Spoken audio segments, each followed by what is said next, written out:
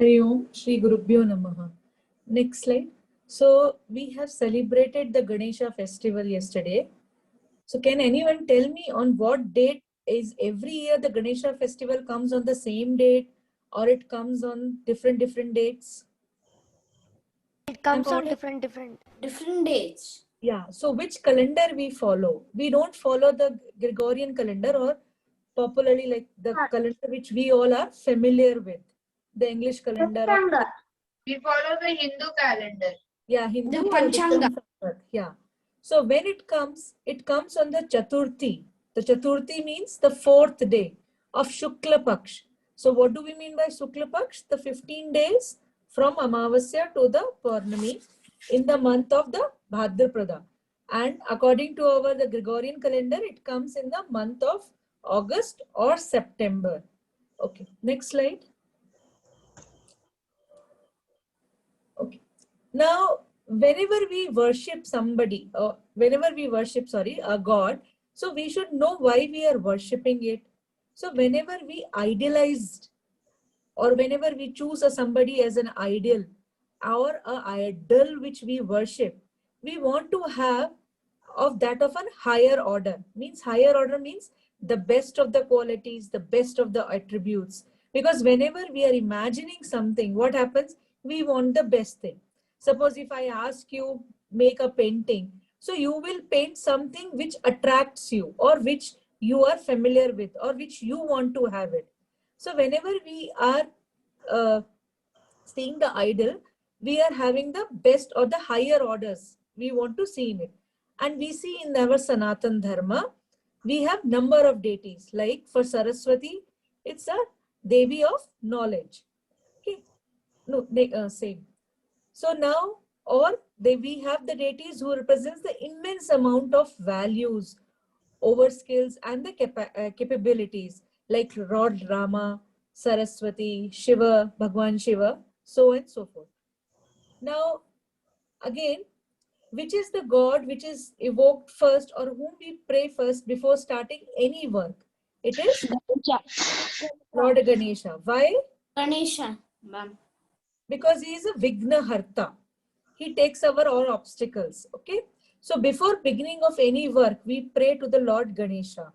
Or to mark the beginning of any auspicious occasion, we worship Lord Ganesha.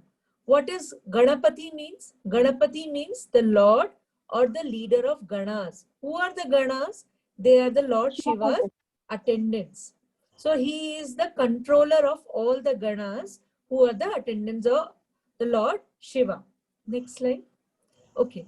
Now, if we want to symbolize this, everyone has seen the Ganpati idol, and mostly all of us have in our home.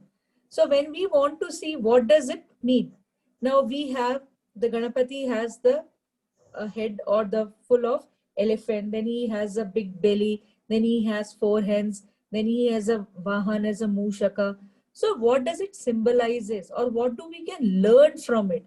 See, it has got a big head, means it has the it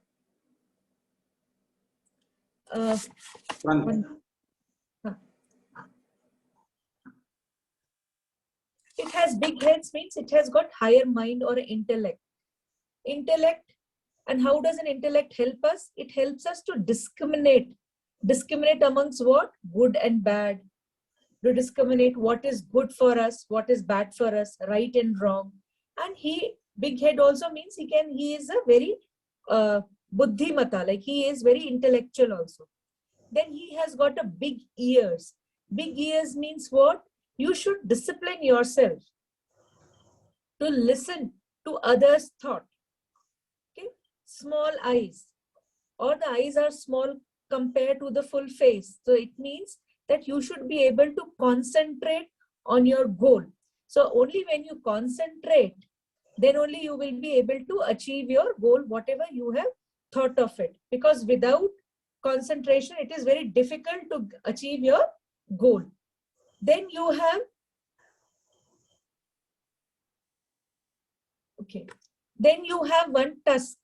So when you tusk, if you have observed that Ganesha has got a tusk, but one is broken and one is in the full form. So what does it mean? It means that only one tusk is there. It is Dvanda Tita. It is beyond the duality. And it is, there's one more story also goes is like when Vedavyasa asked Ganesha to write the Mahabharata, then the Ganesha has taken the one of his tusk and have used as a pen. So what does it mean also that he has sacrificed his tusk for giving the knowledge to the other.